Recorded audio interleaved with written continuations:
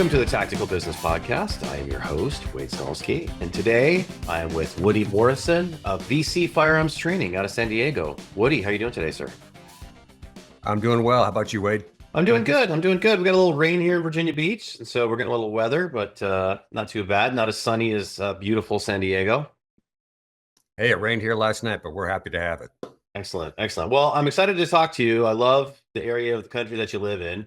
And I got married there, so I'm very pro San Diego. But before we go down memory lane for what I talk about, why don't we talk a little bit about how you got to where you are and sort of the path that led you to the firearms business that you have today? So I was a volunteer for Appleseed, is basically how I got started. Are you familiar with their program? I'm not actually. So Appleseed is nationwide. They combine basic rifle training with American history, predominantly Civil War history. Not Civil War, I'm sorry, Revolutionary War history. So they combine the origins of the country and combine that with firearms training. So it's a combination of shooting, practical shooting, teaching people how to shoot rifles and American history. So I got started that way. And then I started shooting at some other ranges, and I had some friends' wives that wanted to learn how to shoot, and the guys had shot with me. So I went out with them and just worked with them a little bit. And then I started getting a small but steady stream of friends that had restraining orders. And these were all women that were interested in learning how to shoot.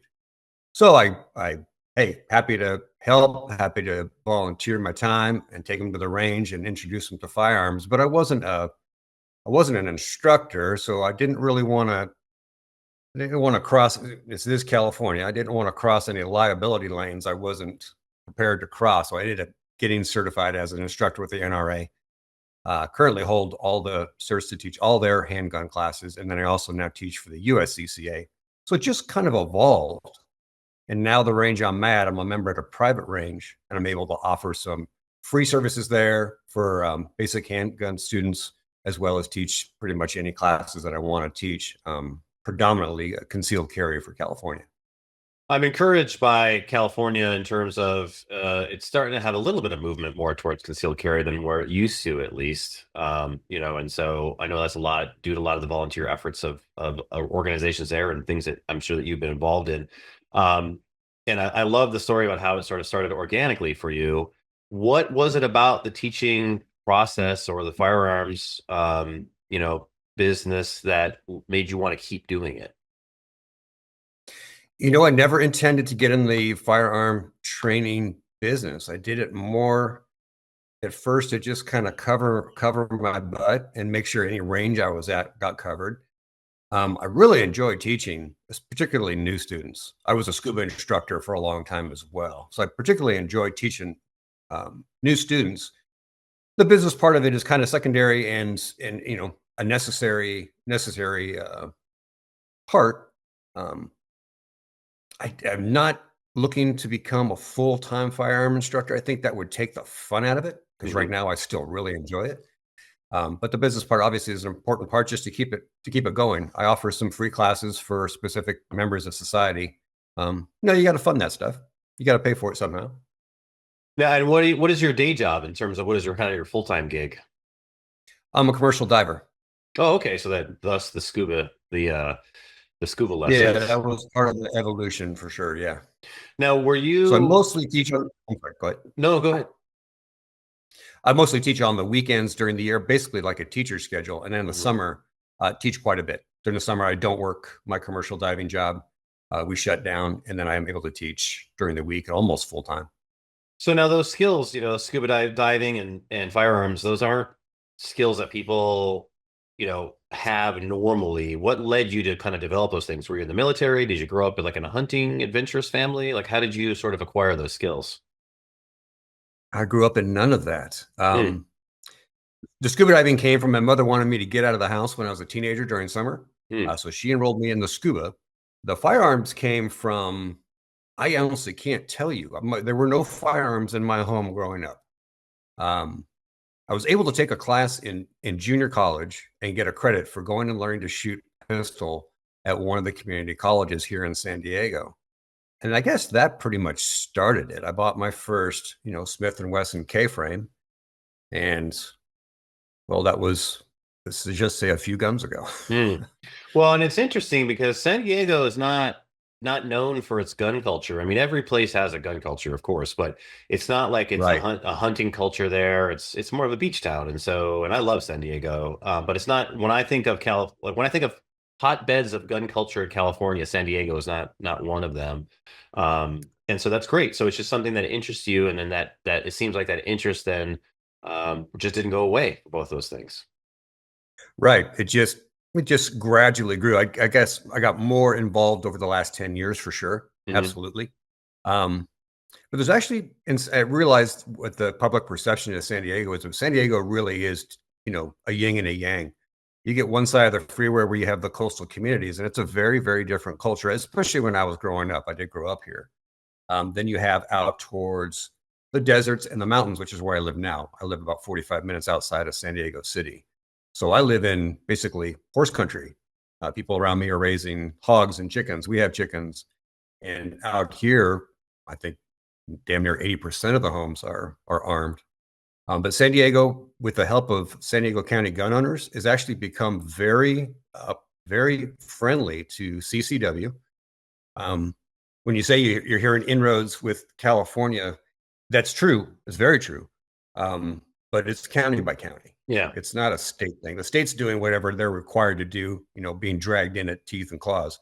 But it's the various counties. So the gun culture in San Diego County and the law enforcement approach towards CCW is very different in San Diego County than it is in, say, Los Angeles County. Those are worlds apart.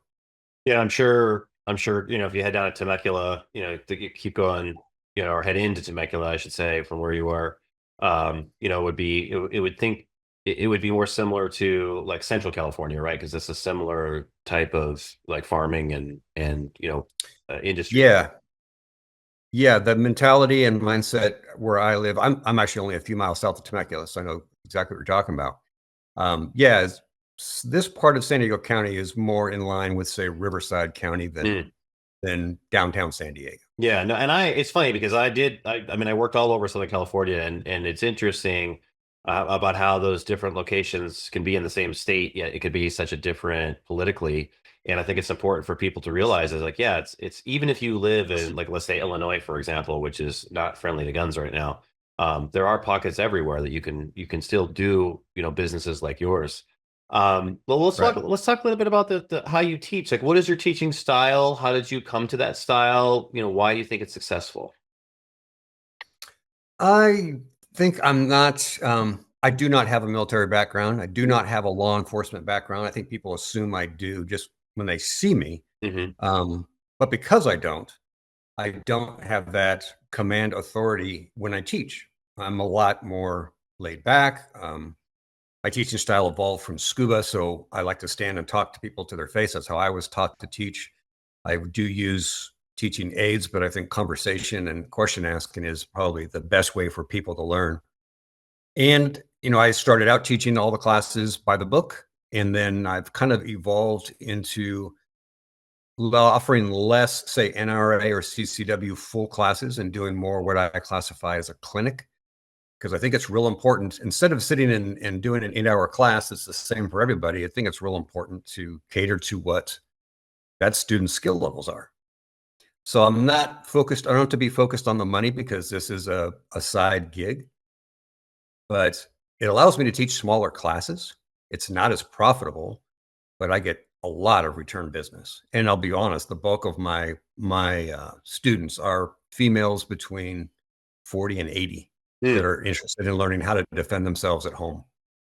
Well, and I mean, and I think that's a really important point. Is sometimes in business, people people try to like go they think they have to go big, right? They think they have to be like, okay, well, I'm gonna like to have a franchise, or I'm gonna open up a brick and mortar location for $3 million or whatever. And it's that's not true. It's in the two-way space. There's room for every single type of business, be it a business that's more niche and a little smaller. That's I would call a lifestyle business for you, because you just let it fit within your lifestyle. You do it when you want to do it. You have your niche of clients that you service, and it's a very valuable service that you're providing. Yeah, I agree. That's a great way of putting it. There's there's room for multiple niche businesses to fill the different demands. We do have a demand here, obviously, for brick and mortar. We need gun stores. We need places where people can go and just walk up to a counter and sign up for a class. And I oftentimes will push people that direction when I think it's a better fit. But sometimes what I offer is a better fit and more customizable to people than what other stores have to offer. So it allows some flexibility. And yeah, this is a lifestyle business for me, but I'm looking to expand it as I get closer to retirement and make it not a full-time thing, but more often I'll be available to teach. Was there someone at one of the ranges that you were at, or someone within the community that pushed you to sort of do this, or is this just something that kind of completely came from inside? This just evolved, like I kind of mentioned earlier. There was no factor, there was no incident or event that made me decide I need to do this. It was more just wanting to make sure, basically, just to make sure that I was legitimate. I was offering free training to people, and it kind of got to the point where I didn't want to donate as much as my time as I had. So offering it for a fee and being able to be a professional instructor, insured and all that, just helped me turn that corner. And yeah, no regrets. I mean, it's been a great time. No, the reason why I ask is because just because, you, like I said, you have a sort of you have smaller class sizes, you're able to develop, repeat business. You may be the catalyst for someone to start a brick and mortar gun store, or to, to kind of expand the sort of the 2A community itself, because you never know the sort of the unintended consequences of what's going to happen with some of these classes and some of these relationships. Oh no, yeah, you don't. And I hope I do inspire somebody to do something like that. I hope I just inspire somebody to just refer me to somebody else, and let's just keep getting the gun community expanded one person at a time. And there's two kind of through lines, I think, that we're talking about, and this is really important for people to understand, is that the whole idea of that the 2A businesses really are local businesses. I know that everyone tries to like point to the online presence of some of the giants online, and yeah, that's great. But at the end of the day, because of the regulations, because of the nature of the business, it's always going to be a place for sort of a kneecap to kneecap business in the 2A community. Yeah, yeah, I totally agree. Um, we do have chain stores here. I think what you get in a brick and mortar gun only store, the quality and education and knowledge level is much higher than you get at some of the chain stores. No offense to those guys, but sometimes you walk in and you're talking, want to talk to somebody about guns, and they're from the fishing department. Right. And then what the brick and mortars can offer, the little guys like me can offer. So yeah, there's lots of opportunity, and I do agree, the big guys, the retailers online, okay, but you can't learn to defend yourself watching videos. I'm sorry, you can pick up a couple of tips, you can see some techniques, but until somebody watches you, and that's what I tell my students, I'm like, you need somebody. It doesn't have to be me. You need somebody to watch you. This is the issue that you're having right now. Somebody else needs to watch you, or you need to video yourself. Well, and I think there's the expertise too. Is even if you videotape yourself, you're not going to see the same things that that you're going to see when you're looking at someone's shooting, because that's your job, right? Like you can't do Right. something part time that someone does full time, right? Like you're not that Right. you have reps and reps and reps of seeing students and seeing the same thing over and over again. And I think you make a really good point, because self defense is something that it's hard to replicate. It's hard to replicate the conditions that you would ever have to use a firearm in self-defense, right? And so all you can focus on is the training itself, and that's why that's so important, is that you get that muscle memory and those reps. um, when someone comes to you and they say, hey, I want to learn how to use a firearm to defend myself, how do you walk through like what kind of gun that they need to use, right? Like, because I'm a big believer that every person has their quote their gun, right? That there's not a one size fits all gun, and that you have to kind of discover that gun. That's my perception, at least. How do you approach that problem? Oh no, I agree as well. When someone comes to me and they're brand new, they have no experience, no firearms in the house, nothing. I always encourage them, put off buying the gun for a little while. I've intentionally bought a significant variety of firearms, and the most popular caliber, so that they can try with me. They can try a few different guns, because I want them to understand the difference between the size of this grip versus that grip. We talk about, when you go into a gun store with ladies in particular, here's what to watch out for. It's not malice, but some people in gun stores just immediately want to take you down to the smallest guns in the counter and sell you that just because you're a woman. So I encourage them to hold off. Let's get a chance to shoot as many times as possible with different firearms. And then in our county, we have 2 different stores that actually you can go in and you can rent a good selection. I'm good friends with a couple of people that work in those stores. So they, more than once, they've brought me in with a couple of students and let them try a couple of guns for free, which isn't normal. But they all offer it for a fee. So I always tell them what to look for, how to fit the gun to your hand.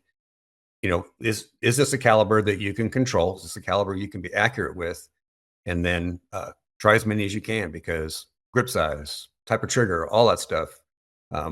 Particularly in California, because we have so many restrictions with what you can buy. Mm-hmm. So a Glock, for instance, we can only get generation 3s. So none of the back straps on Glocks that we can buy can trade out. So I point that out to them. I'm like, look, if you find a gun that you like, but the grip's not perfect, if it's a Glock, that's it. But if it's a SIG, the SIGs come with replaceable back straps, and you can change out the grip and make it a bigger or smaller gun to fit your hand more appropriately. But I really try and encourage them to wait. Often they want to take their first class and they want to go down to the gun store. I'm like, hey, there's nothing wrong with that whatsoever. Nothing. But I hate to see you get the wrong gun, because like you said, everybody does have that one gun that's just the best. It's not that the other ones won't work. As an example, I had 2 ladies sign up for a class, and they both showed up, and they had gone to a gun store outside the county. They had I think it was a Smith, like a ladies' Smith revolver. Both of them had teal or pink highlights. Yeah, that's cool. I want them. I want the gun manufacturers to cater to ladies and give them what they want. But they'd never shot them. And when they brought them to this class, after we did some basic training with 22s, and they had those, short barreled 9mm or 38 caliber revolvers, they hated them. They hated the guns they had. Too much kick, no recoil assistance with a revolver. And I explained that to them. I'm like, this is a more challenging gun than what they kind of pushed at you. Yeah, and the thing is that it's better that you have a gun that you will actually shoot and take to the range, that is like everyone else thinks it's not fancy or not the right gun for you, versus like a gun that someone says, hey, do this gun, but you don't like it, so you don't go and shoot. It's the same thing for a holster for concealed carry. It's like, it makes no sense to have a holster you don't like, for, yeah, oh, you're going to be appendix carry. Great. Well, but if you hate appendix carry and that you just won't take your gun, it's no purpose then. You have to find what fits for you. You almost had it verbatim what I tell them. I'm like, look, you can go out and get whatever kind of gun you want, but if you don't like it, if you don't have fun shooting it, you have to have fun shooting it. Because if you don't, like you just said, you're not going to go to the range, you're not going to practice, and another tool would have probably been a better purchase for you. And it's the same with the exact same thing. I just had this conversation last night. Same thing, like you just said, with holsters. It's like, you got to just be prepared to go through a few holsters, man. You're not going to get the right one too. It's like I tried to appendix carry for a long time, right? I was like, oh, you got to appendix carry, and I just didn't like it. I just didn't, I'm 6'4", 225. I didn't like it for whatever reason, and so I just started carrying strong side 4 o'clock, and I was like, I really like that. I don't care if it prints. I don't care, but I carry when I do that. You know what I mean? In terms of like, it's not, I'm not inhibited by, there's no friction involved at all in terms of the 4 o'clock strong side for me, right?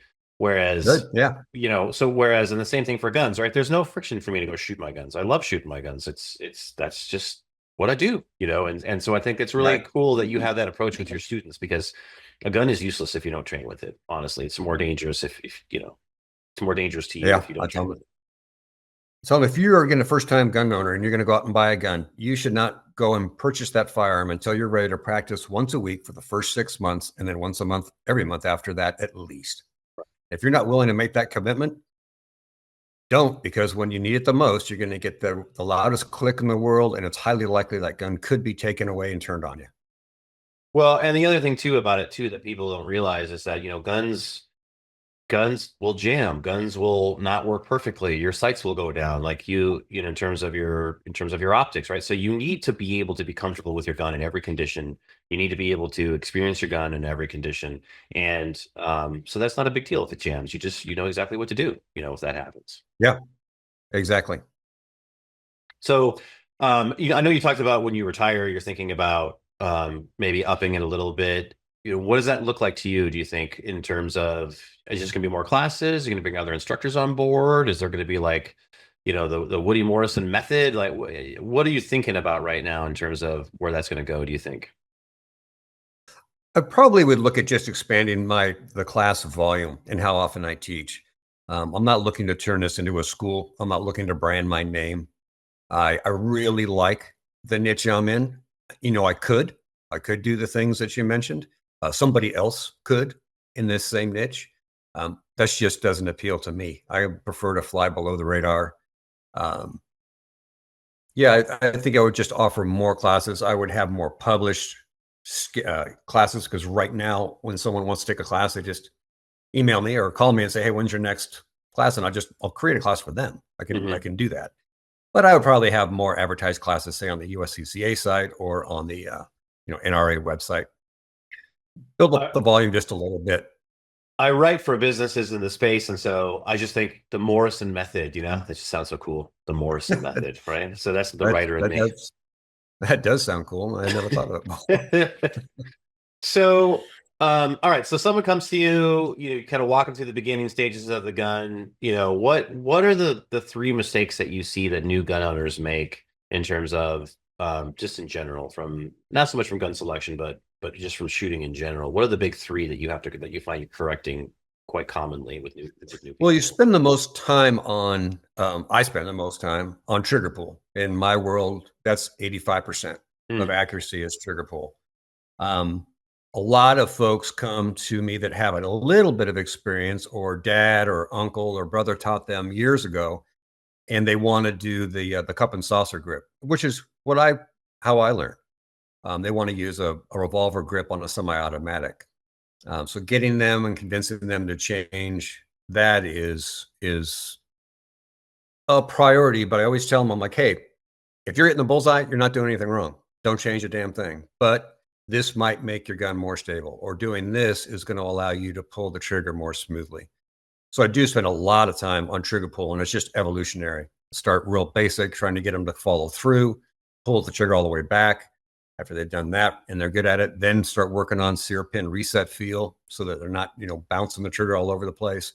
And then bouncing the trigger is probably the most popular thing. People, they watch movies. In the movies, the guys are just hammering on the triggers and everything's just hitting the bullseye. So those are two of the three biggest. The third, with ladies, it stands, believe it or not. And I've just kind of come to the conclusion, we have different centers of gravity, but having ladies stay into a more, combat or martial arts stance while they're shooting, they have a tendency to just relax as they get over the fear of the firearm. And we start getting the arched back and they're leaning away from the target. So that's my only time I break my rule and touch a student, is like, okay, I got to start putting my hand on your back so you know what you're doing. And then also video them. When you video them, they see it and they make the correction. Do they square up? Trigger.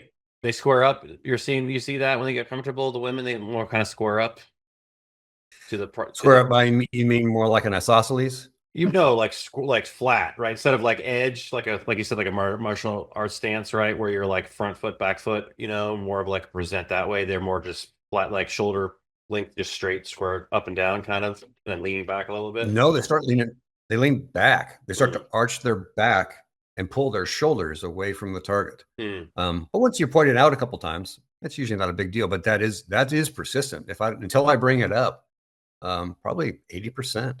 And I don't see guys doing that, so that's kind of why I just attributed to a different, center of gravity. Woody, are you trying to tell me that men and women are different? Because if you're telling me that, that's a dangerous opinion to hold these days sometimes, depending, especially California where you live.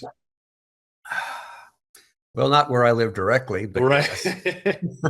No, and where I live directly, we're real clear on. Well, it's our difference. It's our differences that make us great, and And I think if you don't understand that women and men come to firearm, generally speaking, obviously there's always outliers, but the women and men come to firearms for different reasons sometimes, and they have a different perception on it, but there is that common ground there, which I think is great because women need guns just as much as men do.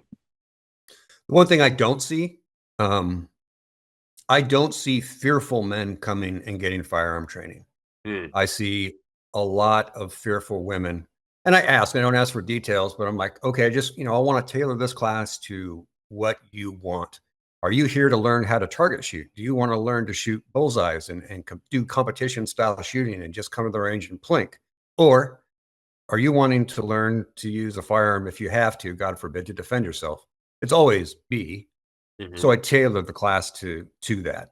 And I try and get into, quick presentation and defending defensive positions as fast as I can with their skill level. But you don't see guys coming to the range that are focused on defending themselves. They just want to learn how to shoot. mm, At least that's what they say. Whereas yeah. women will be upfront about, no, I have an issue in my life. I have a restraining order. I have this or that going on in my life, and I need to be able to defend myself and my kids or myself and my family. Well, what's great about what you're doing is if you can decrease the stigma for women for firearms, then you will get more women coming into the space preemptively instead of reactively, right? I So, hope so. the best way that we would want women to come into the space is before something happens so that they don't have to have that negative experience. They don't have to survive that negative experience without a firearm, that they can be proactive and then prevent that negative experience entirely. And I think that's really why what you're doing is really great and very, very important. I really enjoy it. I did kind of segue into it on my own, but then I also got involved with San Diego County Gun Owners has a not me program, and it's for ladies only, trained by ladies only, and they've got a great program. They're bringing in a lot of women. In fact, I'm on their list for instructors, and I'm pretty sure I get some of my business, overflow from them. Mm.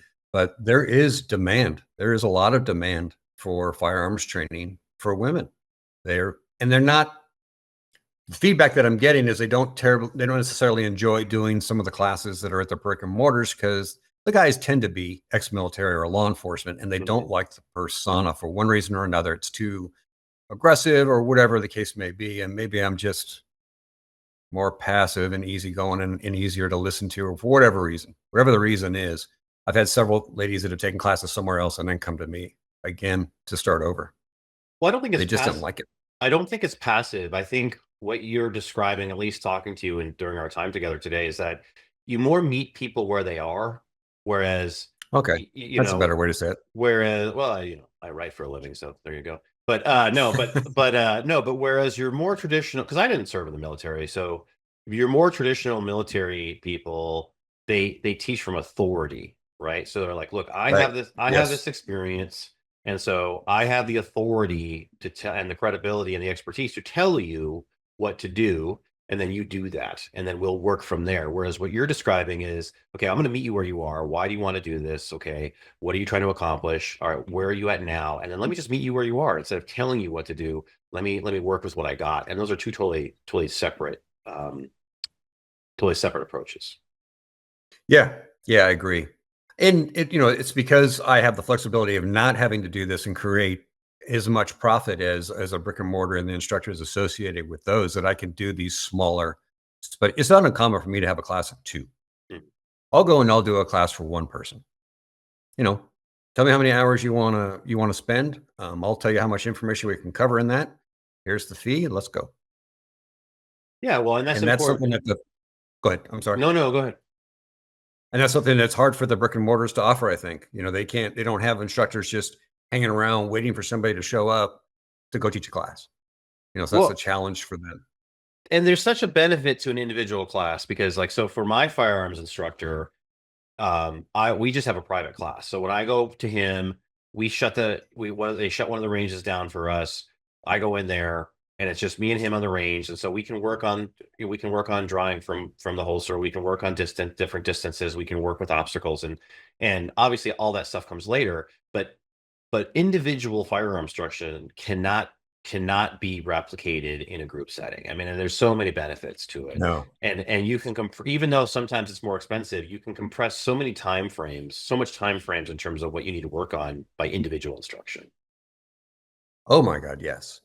And that's one of the deterrents, and it's unfortunate. It's one of the deterrents for people to take like a basic NRA class is the time. Hmm. So even the stores around here, most of them don't offer the full 8-hour class anymore. Um, People just won't commit the time. So we've got to adapt to society. Society's become less and less patient. Society wants things faster, quicker. But fortunately, most of them are willing to pay a little bit more to get that one-on-one or two-on-one instruction. And I've done families, I've done daughters with mothers, and it's nice. It's nice to have the brick and mortars and little guys like me that can play off of each other and offer the community what it needs. We've got a nice variety of stuff available. Yeah, well, and some of those, I think some of those things are good. Like, so if you have if you live in a state like where you live, where you have these ridiculous just time Draconian, requirements, right? They just say you have to have so many hours of instruction, to get this license or to do this or to do that. Like, yeah, okay, then let's just do a right? big group setting. Let's just do the basics for everybody that you're going to need to know anyway. And let's get all that done. Okay, now we got that. Great. All right, now let's focus on what you really need, because we can do it quickly that way in large groups of people. And I think that's why those types of classes are beneficial. They're also beneficial. So, because some people just get nervous, right? Like some people feel more comfortable in a big group of people than say in a one-on-one instruction. So everybody's different. So I think there is a place for both of Yeah, those. And you said it perfectly, like they play off each other. yeah. No, I think that's you really do need to have the variety of instruction to cater to everybody, and um, we do play well off each other. It is nice to have those big classes available. I have somebody that comes and they want a CCW class, they want it done next week. Well, no, I can't do a 16-hour, CCW class with 3 days notice. So I do have a couple of stores and other instructors that I know of that either can do what I my style, or a storefront that teaches bigger classes, but they do a good job. They get them through in the weekend, and they're offering them every weekend, so that's perfect. Well, and I think you touch on something there that's really important for everyone in the two-way space to realize is that there's not as much competition in the space as you think it is. It's more valuable to have the relationships than it is to try to compete with everyone. Oh yeah, yeah, definitely. There's plenty of space, and I don't know. There's probably 30 instructors on the San Diego County CCW instructor list. I don't feel like I'm competing with any of them. I'll get what I get. All of us have something different to offer, and because I stay in touch a little bit with some other instructors, I have great places to send people when I need to that need something different than what I want. Some people do just want down and dirty. They want to get it done quick. They're good at a classroom setting, and that's perfect. And like you said, other people, maybe they get nervous, they're shy, they don't want to be in a small class. They feel like they'll stand out and they can kind of hide in a bigger class. Those are the ones that I tend to get later. They tend to come after that class and just go, yeah, it was just too much, too fast. I did okay, but I don't remember, everything. I was so worried about keeping up with everybody. So it is nice and to have a lot of variety. And anybody out there that's thinking about becoming a firearm instructor and you're on the female side, it's a gold mine. You can teach as many classes in this state as you want because that's where the demand is. And most ladies would prefer to have a female instructor. And I tell that to every student I have come through. Yeah, and just like every person has their own type of gun that's a good fit for them, every person has a good instructor that's a good fit for them. It's not a one size Yeah. fits all thing either.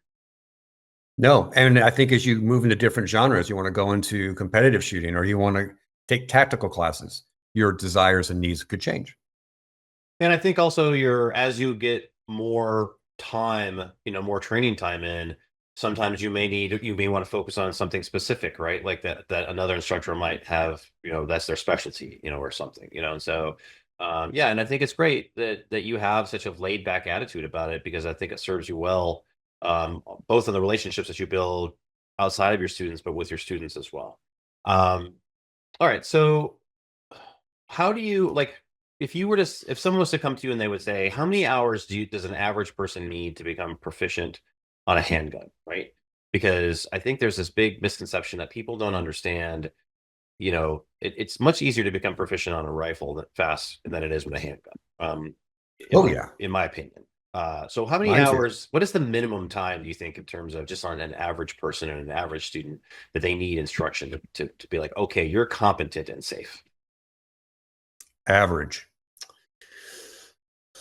I would say probably around 16 hours to become competent with the gun so that if you have a semi-automatic, you can clear malfunctions and identify malfunctions, but broken up. I would Right. not want to see somebody go and do 2 8-hour sessions on a Saturday and Sunday and then think they're competent because 30 days later, no, unless you've practiced enough. So I always encourage them, hey, do a basic class and then let's get together once a week. Let's get together once a week for the next as many weeks as you want to pay for, and let's get you as competent as possible. And that usually takes a couple of months after a couple of initial sessions, a couple of initial 2-hour sessions. So the average person probably somewhere between 10 and 16, brand new shooters who don't have gun experience more, obviously. And then you do have people that come in, obviously, that have some skills they shot in the past or whoever taught them when they were a kid did a really good job or wherever the case may be.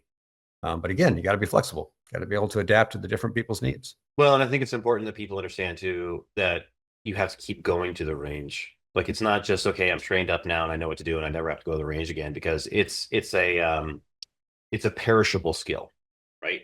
Yes, So, definitely. and like I haven't been to the range in a while. I usually like to go at least a couple times a month if I possibly can, if not more. And the end of the school year right now is just, I've got two young kids, and for whatever reason this year we're just getting crushed, and I just haven't been able to get to the range. And I can feel it. I even think about going to the range right now. I'm like, oh, I'm going to be rusty, and it's a perishable skill. It absolutely is. I do a clinic at the range that I teach at, and I do it for the range, so I don't get paid. I do it as a volunteer, and it's super cheap. It's $15 if you're not a member there for an hour, and That it's is the super. That's same. really good. I should fly out there. It's the same 12 people every week because they listen, just like you were just talking. They realize they need to stay on top of their skills. Over half of them are women. The guys that come are the same guys. I have new people pop in and out, and we just work on basically home defense skills. There's no holster work. But we work on if your home is invaded, here's how we're going to handle it. And we do as many drills as we practically can within the rules of the range. The range is a little bit restrictive.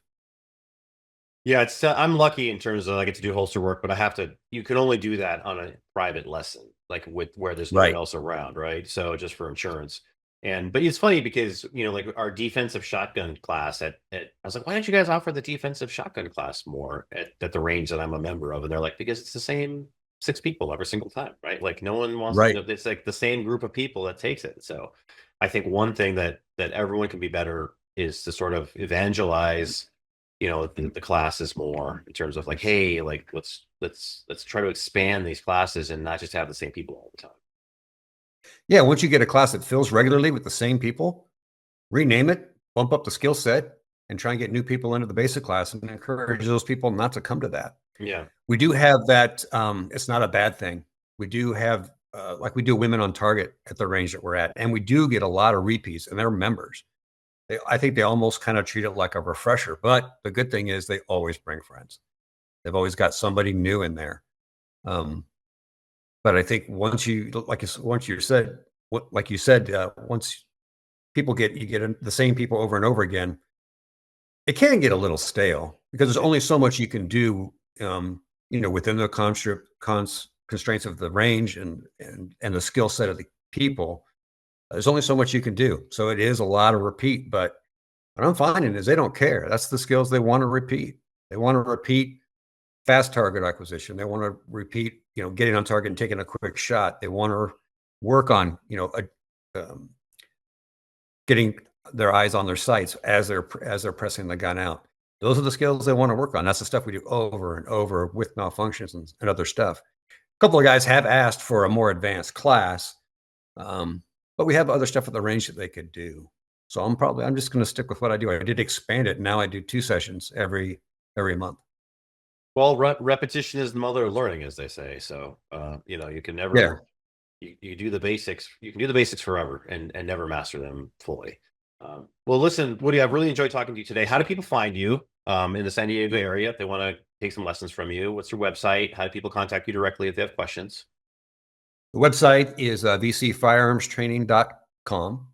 Located in Valley Center, which is in north central San Diego near the northern border. And they can email me directly at vcfirearmstraining@gmail.com. Amazing. Amazing. Well, I'd love to have you on the show again in 6 months or so and just see how things are going and growing, and just love talking to you today. I think it's very useful both from a client side of things and from someone who's looking to get into doing firearms training as well. So thank you so much for coming on today. Hey, I appreciate you making the time for me, Wade. Thank you. 100%. All right, man. Have a great rest of your day. You too. Thank you.